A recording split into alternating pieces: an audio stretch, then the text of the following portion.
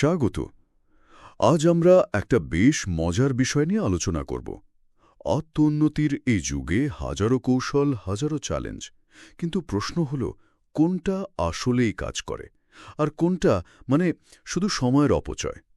আমাদের হাতে বেশ কিছু উৎস আছে, সেগুলো ঘেঁটে আমরা আসল সূত্রটা খোঁজার চেষ্টা করব। প্রশ্নটা কিন্তু খুব জরুরি, কারণ আজকাল প্রায় সবাই নিজের জীবনে একটা ইতিবাচক পরিবর্তন আনতে চায়, কিন্তু শুরুটা কিভাবে হবে, কোন পথে এগোতে হবে তা নিয়ে অনেকেই একটু দ্বিধায় ভোগেন। আর বেশিরভাগ উৎসই একটা দিকে ইঙ্গিত করছে, উত্তরটা লুকিয়ে আছে ধারাবাহিকতার মধ্যে। ঠিক, আর সেখানেই এই ৩০ দিন বা ৭৫ দিনের চ্যালেঞ্জগুলোর ধারণা চলে আসে, তাই না? সত্যি বলতে আমি যখন প্রথম এগুলো নিয়ে পড়ছিলাম, আমার মনে হয়েছিল এগুলো হয়তো একটা সাময়িক ট্রেন্ড, কিন্তু একটু গভীরে গিয়ে দেখলাম এর পেছনে বেশ শক্তিশালী মনস্তাত্ত্বিক কারণ আছে। তো চলুন সেখান থেকেই শুরু করা যাক। এই চ্যালেঞ্জগুলো আসলে কেন কাজ করে? এর মূল কারণটা হল আমাদের মস্তিষ্ক বিশাল, অসীম কোনো লক্ষ্যকে ভয় পায়। যখন কেউ বলে আমি সারা জীবন জিমে যাব, মস্তিষ্ক এটাকে একটা বিরাট বোঝা হিসাবে দেখে। কিন্তু যখন বলা হয় আমি শুধু আগামী ৩০ দিন জিমে যাব, তখন ব্যাপারটা অনেক সহজ আর অর্জনযোগ্য মনে হয়। একটা নির্দিষ্ট সময়সীমা, এটা মানসিক চাপ কমিয়ে দেয়। একদম। মন ভাবতে শুরু করে, আরে ৩০ দিনের জন্য তো এটা আমি করতেই পারি। একটা বিষয় আমাকে খুব ভাবিয়েছে। আমরা সাধারণত ভাবি প্রেরণা পেলেই কাজ শুরু করব, কিন্তু এখানকার যুক্তিটা ঠিক তার উল্টো। বলা হচ্ছে শৃঙ্খলা থেকেই অনুপ্রেরণা তৈরি হয়, প্রেরণা থেকে নয়। এটা তো আমাদের চিরাচরিত ধারণাকে পুরোপুরি চ্যালেঞ্জ করছে। হ্যাঁ, ঠিক তাই। একে বলা হয় অ্যাকশন মোটিভেশন লুপ। আমরা অনুপ্রেরণার জন্য অপেক্ষা করে বসে থাকি, কিন্তু আসল অনুপ্রেরণা আসে কাজটা শুরু করার পর। প্রথম কয়েকটা দিন হয়তো নিজেকে একটু জোর করতে হয়, কিন্তু যখন টানা ৪-৫ দিন কাজটা সফলভাবে শেষ হয়, তখন ব্রেন ডোপামিন নিঃসরণ করে। একটা পুরস্কারের মতো। ঠিক, এই ছোট ছোট জয়গুণাই আত্মবিশ্বাস তৈরি করে, আর সেই আত্মবিশ্বাসই হয়ে দাঁড়ায় সবচেয়ে বড় অনুপ্রেরণা। তখন আর কাজটাকে বোঝা মনে হয় না। তার মানে এই চ্যালেঞ্জগুলো আসলে নিজের সঙ্গে নিজের একটা খেলার মতো। হ্যাঁ, যেখানে প্রতিদিন একটা করে লেভেল পার করার আনন্দ থাকে। আর এই খেলাটা খেলতে খেলতে আমাদের আত্মপরিচয়টাও বদলে যেতে শুরু করে। আমরা ভাবতে শুরু করি আমি এমন একজন যে নিজের লক্ষ্যে অবিচল থাকে। একদম। আর এই পরিচয়ের পরিবর্তনটাই সবচেয়ে শক্তিশালী। চলুন কিছু নির্দিষ্ট চ্যালেঞ্জের দিকে নজর দিই। একদম সহজ স্তর থেকে শুরু করলে কেমন হয়? অবশ্যই। সবচেয়ে সহজ কিন্তু সবচেয়ে প্রভাবশালী একটা চ্যালেঞ্জের কথা প্রায় সবকটি উৎসতেই পেলাম। প্রতিদিন সকালে নিজের বিছানা গোছানো। অ্যাডমিরাল উইলিয়াম ম্যাক্রোভেনের বিখ্যাত বই মেক ইওর বেডের মূল কথাই তো এটা। হ্যাঁ, এবং এর পেছনের কারণটা খুব আকর্ষণীয়। এটা শুধু ঘর পরিষ্কার রাখা নয়, মনোবিজ্ঞানের ভাষায় একে বলা হয় কিস্টোন হ্যাবিট বা মূল অভ্যাস। এটা এমন একটা ছোট কাজ যা দিনের শুরুতেই আমাদের মস্তিষ্ককে একটা সফলতার সংকেত পাঠায়। একটা ডমিনো এফেক্টের মতো, তাই না? ঠিক তাই। এই একটা কাজ ঠিকভাবে করলে দিনের পরের কাজগুলো করার জন্য মানসিক শক্তি বেড়ে যায়। হ্যাঁ, আমিও পড়েছি যে যারা সকালে বিছানা গোছান তাদের মধ্যে স্বাস্থ্যকর খাবার খাওয়া বা বাজেট মেনে চলার প্রবণতাও নাকি বেশি দেখা যায়। আরেকটা খুব সহজ কিন্তু শক্তিশালী চ্যালেঞ্জ হল কৃতজ্ঞতা জার্নাল লেখা। ওহ, এটা আমার খুব পছন্দের একটা ধারণা। প্রতিদিন রাতে ঘুমানোর আগে এমন ৩টি জিনিসের কথা লেখা যা সারাদিনে ভালো লেগেছে। ৩০ দিন পর আপনার হাতে ৯০টি ইতিবাচক স্মৃতির একটা তালিকা থাকবে। এটা অ্যাংজাইটি বা উদ্বেগ কমানোর একটি প্রমাণিত পদ্ধতি। তাহলে এই ছোট ছোট অভ্যাসগুলো দিয়ে ভিত্তি তৈরি হয়, কিন্তু যদি কেউ আরও বড় ধরনের পরিবর্তন চায় তখন আসে কিছু উচ্চ তীব্রতার প্রোগ্রাম, যেমন ধরুন প্রজেক্ট 50। হ্যাঁ, প্রজেক্ট 50 হল একটা মধ্যম পর্যায়ের চ্যালেঞ্জ। এটা ৫০ দিনের জন্য ডিজাইন করা হয়েছে। এর কয়েকটি মূল নিয়ম আছে। খুব সকালে ঘুম থেকে ওঠা, প্রতিদিন ১ ঘন্টা ব্যায়াম করা, স্বাস্থ্যকর খাবার খাওয়া আর অ্যালকোহল পরিহার করা। সাথে প্রতিদিন ১০ পৃষ্ঠার ননফিকশন বই পড়া এবং একটা নতুন দক্ষতা শেখার জন্য রোজ ১ ঘন্টা সময় দেওয়া। কিন্তু প্রতিদিন ১ ঘন্টা নতুন কিছু শেখা, এটা তো চারটিখানি কথা নয়। আমাদের দৈনন্দিন জীবনে এটা কি বাস্তবসম্মত? উৎসগুলোতে কি এর কোনো সহজ পথের কথা বলা আছে? খুব ভালো একটা প্রশ্ন। এখানেই এই চ্যালেঞ্জগুলোর অভিযোজনযোগ্যতা বা অ্যাডাপ্টেবিলিটির বিষয়টি আসে। উৎসগুলো বলছে যারা প্রজেক্ট 50 সফলভাবে শেষ করেছেন তাদের অনেকেই নিয়মগুলোকে নিজের মতো করে মানিয়ে নিয়েছেন। যেমন নতুন দক্ষতা শেখার জন্য 1 ঘন্টার বদলে হয়তো 30 মিনিট সময় দিয়েছেন। ও আচ্ছা। হ্যাঁ, মূল উদ্দেশ্য হল ধারাবাহিকতা বজায় রাখা। নিয়মগুলো অক্ষরে অক্ষরে পালন করার চেয়েও এটা বেশি জরুরি। নিখুঁত হওয়ার চেষ্টা করতে গিয়ে হাল ছেড়ে দেওয়ার চেয়ে নিজের মতো করে চালিয়ে যাওয়া অনেক বেশি কার্যকর। আর এরপর আসছে সবচেয়ে আলোচিত এবং কিছুটা বিতর্কিত চ্যালেঞ্জ 75 হার্ড। হ্যাঁ, এর স্রষ্টা অ্যান্ডি ফ্রিসেলা বলেন এটা কোনো ফিটনেস প্রোগ্রাম নয়, বরং মানসিক দৃঢ়তার এক চরম পরীক্ষা। একদম।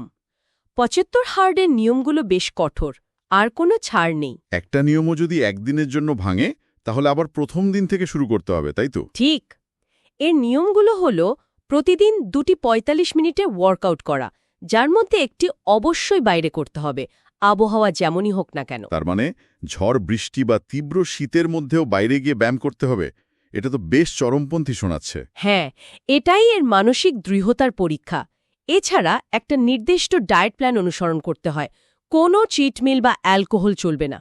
আর জল পান করারও একটা নিয়ম আছে না? হ্যাঁ, প্রতিদিন 1 গ্যালন প্রায় 3.7 লিটার জল পান করতে হবে। আর প্রতিদিন একটি নন ফিকশন বইয়ের 10 পৃষ্ঠা পড়া এবং নিজের একটা ছবি তোলা। কিন্তু একটা প্রশ্ন, কোনো বিশ্রাম ছাড়া টানা 75 দিন দিনে 2বার ব্যায়াম করা, এটা কি শরীরের জন্য নিরাপদ? উৎসগুলোতে এর স্বাস্থ্য ঝুঁকি নিয়ে কি বলা হয়েছে? এই বিষয়টি নিয়ে বেশ কিছু গুরুত্বপূর্ণ তথ্য রয়েছে। টানা 75 দিন তীব্র ব্যায়াম করলে শরীরে ওভার ট্রেনিং সিন্ড্রোম দেখা দিতে পারে। আমাদের শরীর পেশি পুনর্গঠনের জন্য বিশ্রামের ওপর নির্ভরশীল। বিশ্রাম না পেলে কর্টিসল বা স্ট্রেস হরমোনের মাত্রা বেড়ে যেতে পারে, যা থেকে চরম অবসাদ আসতে পারে। ঠিক তাই। আর ইনজুরির ঝুঁকি তো আছেই। তাহলে যারা মানসিক দৃঢ়তা বাড়াতে চান কিন্তু এত বড় স্বাস্থ্য ঝুঁকি নিতে চান না, তাদের জন্য কি কোনো বিকল্প আছে? অবশ্যই আছে। এই চ্যালেঞ্জটিরই কয়েকটি সহজ সংস্করণ তৈরি হয়েছে, যেমন 75 সফট বা 75 মিডিয়াম। 75 সফটের নিয়মগুলো অনেক বেশি বাস্তবসম্মত, যেমন দিনে একবার 45 মিনিট ব্যায়াম করা, স্বাস্থ্যকর খাবার খাওয়া, তবে মাঝে মাঝে পছন্দের খাবার খাওয়ার সুযোগও রাখা। তার মানে দীর্ঘমেয়াদে অভ্যাস গড়ে তোলার জন্য এই সংস্করণগুলো অনেক বেশি কার্যকর হতে পারে। একদম। এই অভ্যাস তৈরির আলোচনা থেকে চলুন একটু অন্যদিকে যাই। আমাদের আধুনিক জীবনের একটা বড় অংশ আমাদের ডিজিটাল জীবন। একটা শব্দ বারবার উঠে আসছে, ডিজিটাল ডিক্লাটার। হ্যাঁ, এবং এটা এখন আগের চেয়ে অনেক বেশি প্রাসঙ্গিক। আমরা তো এখন তথ্যের এক মহাসাগরে বাস করছি। স্মার্টফোনের নোটিফিকেশন, সোশ্যাল মিডিয়ার অন্তহীন স্ক্রলিং, এগুলো আমাদের মনোযোগকে ছিন্ন ভিন্ন করে দিচ্ছে। কিছু গবেষক তো একে ডিজিটাল ডিমেনশিয়া বলেও উল্লেখ করছেন। ডিজিটাল ডিমেনশিয়া শব্দটা বেশ ভীতিজনক। এর মানে কি? এই শব্দটা দিয়ে গবেষকরা বোঝাতে চাইছেন যে অতিরিক্ত তথ্যের কারণে আমাদের মস্তিষ্ক স্বল্পমেয়াদী স্মৃতি ধরে রাখতে এবং গভীর মনোযোগ দিতে ব্যর্থ হচ্ছে। অনেকটা কম্পিউটারের র্যাম অতিরিক্ত চাপে ধীর হয়ে যাওয়ার মতো। বুঝতে পারছি। আমাদের মস্তিষ্কেরও একটা সীমিত ক্ষমতা আছে। যখন সেই ক্ষমতা ক্রমাগত অপ্রয়োজনীয় তথ্য দিয়ে ভর্তি থাকে, তখন গুরুত্বপূর্ণ কাজে মনোযোগ দেওয়া প্রায় অসম্ভব হয়ে পড়ে। এই প্রসঙ্গে ডোপামিন ডিটক্স শব্দটাও খুব শোনা যায়। ব্যাপারটা কি এমন যে ডোপামিন আমাদের শত্রু? একদমই না। ডোপামিন তো আমাদের অনুপ্রেরণার জন্য অত্যন্ত জরুরি একটি নিউরোট্রান্সমিটার। আসল খেলাটা হলো আমাদের ব্রেনকে সস্তা আনন্দ থেকে একটু বিশ্রাম দেওয়া। একটা উদাহরণ দিলে ভালো হয়। ধরুন, সারাদিন শুধু ফাস্টফুড খেলে যেমন সাধারণ স্বাস্থ্যকর খাবারের স্বাদ আর ভালো লাগে না, এটাও ঠিক সেরকম। সোশ্যাল মিডিয়া, বেঞ্জ ওয়াচিং, এই উচ্চ উদ্দীপনাদায়ক কাজগুলো আমাদের মস্তিষ্কের ডোপামিন রিসেপ্টরগুলোকে অসাড় করে দেয়। তার মানে ডোপামিন ডিটক্সের উদ্দেশ্য হল মস্তিষ্কের সেই স্বাভাবিক অবস্থা বা বেসলাইন রিসেট করা। একেবারে ঠিক। উদ্দেশ্য হল আমাদের মস্তিষ্কের রিওয়ার্ড সিস্টেমকে একটি বিরতি দেওয়া, যাতে বই পড়া বা প্রকৃতির মাঝে হাঁটার মতো সাধারণ ও অর্থপূর্ণ কাজগুলোতে আমরা আবার আনন্দ খুঁজে পাই। তাহলে একজন কিভাবে এই ডিজিটাল ডিক্লাটার শুরু করতে পারেন? কোনো নির্দিষ্ট চ্যালেঞ্জ আছে? হ্যাঁ, একটি 10 দিনের ডিজিটাল ডিক্লাটার চ্যালেঞ্জ দিয়ে শুরু করা যেতে পারে। যেমন প্রথম দিনে ফোনের সব অপ্রয়োজনীয় অ্যাপ আনইনস্টল করে দেওয়া। আমার ফোনে তো মনে হয় শখানেক অ্যাপ আছে। দ্বিতীয় দিনে গ্যালারি থেকে হাজার হাজার অদরকারি স্ক্রিনশট বা ছবি ডিলিট করা। তৃতীয় দিনে সবচেয়ে গুরুত্বপূর্ণ কাজটা করা, জরুরি নয় এমন সব অ্যাপের নোটিফিকেশন বন্ধ করে দেওয়া। এটা সত্যি, শুধু নোটিফিকেশন বন্ধ করলেই মনে হয় মাথার উপর থেকে একটা ভার নেমে গেল। আর একটা খুব কার্যকর অভ্যাস হল একটি নির্দিষ্ট সময়ের পর, যেমন সন্ধে 7টার পর, সব ধরনের স্ক্রিন থেকে দূরে থাকা। এতে ঘুমের মান নাটকীয়ভাবে ভালো হয়। ডিজিটাল জঞ্জাল সাফ করার পাশাপাশি আমাদের বাস্তব জীবনেও তো অনেক অপ্রয়োজনীয় জিনিস জমে থাকে।